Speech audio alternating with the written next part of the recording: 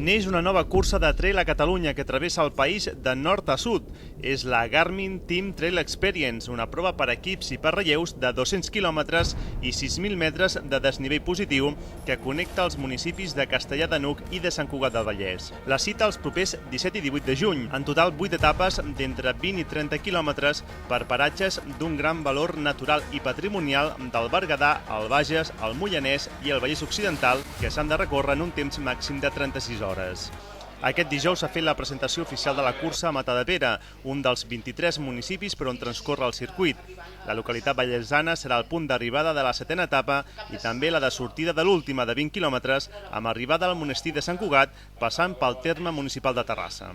Des de l'organització s'ha insistit que la cursa no va adreçada exclusivament a corredors professionals de muntanya i que va molt més enllà de l'esperit competitiu. Nosaltres amb això el que hem intentat és definir una nova forma de viure la muntanya, de viure les curses de muntanya. En aquest format volem combinar l'aventura, de viure durant un cap de setmana de manera ininterrompuda amb un format non-stop, aventura, repte esportiu, perquè evidentment quan hi ha un cronòmetre pel mig i hi ha un repte i unes limitacions temporals, el repte esportiu d'arribar existeix, i també aquest component de treball en equip que creiem que és el que realment li dona singularitat a aquesta cursa. La Garmin Team Trail neix com una idea innovadora i ambiciosa que s'ajusta al projecte engegat per la Diputació de Barcelona d'adequar camins esportius en entorns naturals. Nosaltres hem fet un estudi, hem detectat bàsicament 1.600 quilòmetres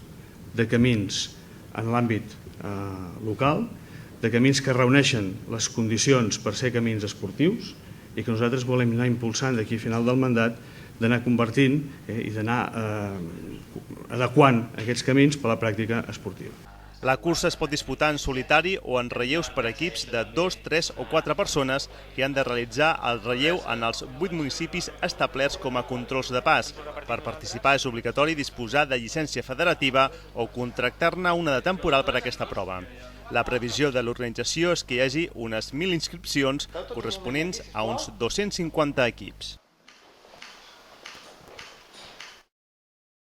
En la mateixa línia, avui s'ha sabut que el Consell Comarcal organitzarà amb el corredor avianès Pau Bartoló i altres corredors d'èlit el primer Training Camp a la Pobla de Lillet el dia 25 de març.